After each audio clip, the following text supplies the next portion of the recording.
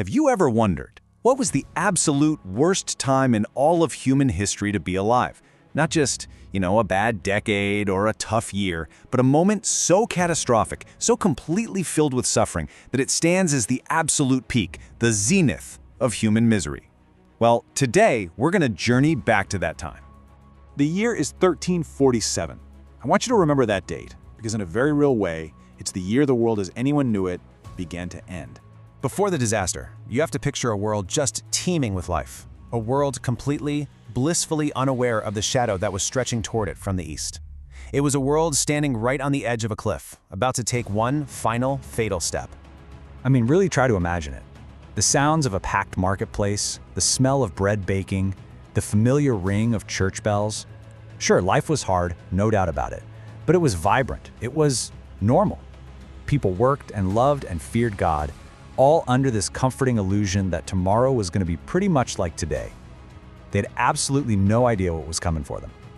And then it arrived.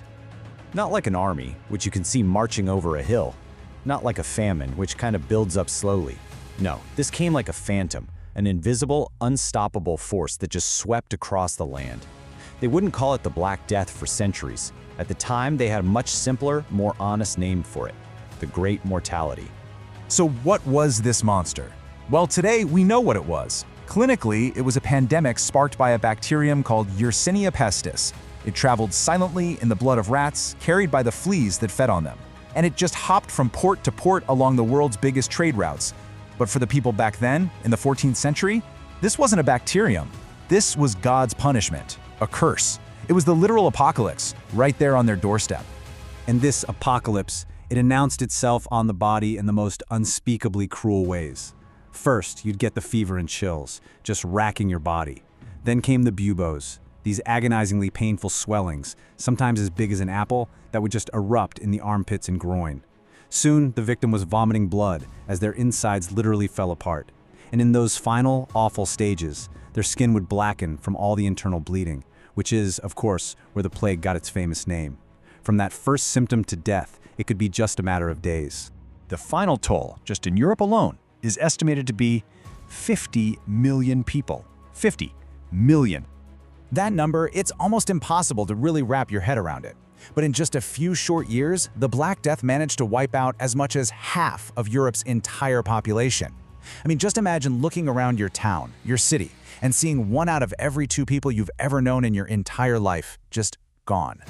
But here's the thing. The plague didn't just kill people. It killed society.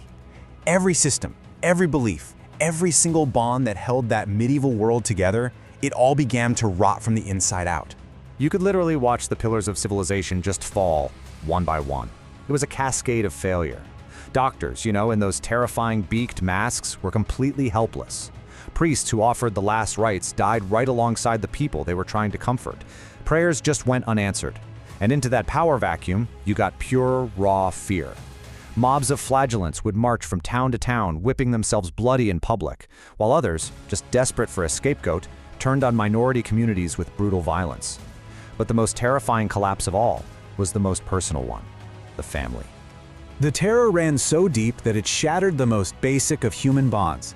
The Italian writer Giovanni Boccaccio, who saw it all firsthand, he wrote this: "This scourge had implanted so great a terror in the hearts of men and women that brothers abandoned brothers, and in many cases wives deserted their husbands. But even worse, fathers and mothers refused to nurse and assist their own children. The fear was so total, it turned love into dust." This wasn't just a medical crisis, it was a crisis of humanity itself. The scale of death was so massive, so overwhelming, that even the basic rituals of burial just became impossible. Bodies were left in the streets. They dug these huge mass graves, plague pits, and filled them day and night. The world became a slaughterhouse. And what about those who survived? Well, they woke up to a new world, a silent, empty world, haunted by ghosts and forever changed by the memory of what they called the Great Dying. The world after the plague was a completely different place. Before, Europe was crowded, land was scarce.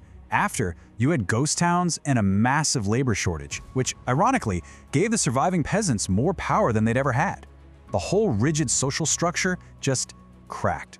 And faith, which was once this unquestionable certainty, was now just riddled with doubt and fanaticism. So, why look back at all this? Why would we want to dwell on such a monumentally dark period in our history? Because, looking into that abyss of the past, it gives us this profound sense of perspective on our own lives, right now. The fears that ran their lives were existential. The fear of pestilence, of watching everyone you love die a horrible death, of society itself just dissolving into nothing. Our modern fears, our daily frustrations, they just seem so small in comparison. It's a pretty jarring thought, isn't it? Thinking about 1347 isn't about, enjoying the darkness. It's about understanding how fragile this world we take for granted really is. It's about appreciating the incredible resilience of our ancestors, who somehow survived this hell on earth and then rebuilt civilization from the ashes. And that really leaves us with one final, sobering question to carry with us. We see ourselves as so advanced, so stable, so secure. But if we were ever faced with a true civilization-ending catastrophe, how strong is this world that we've built, really?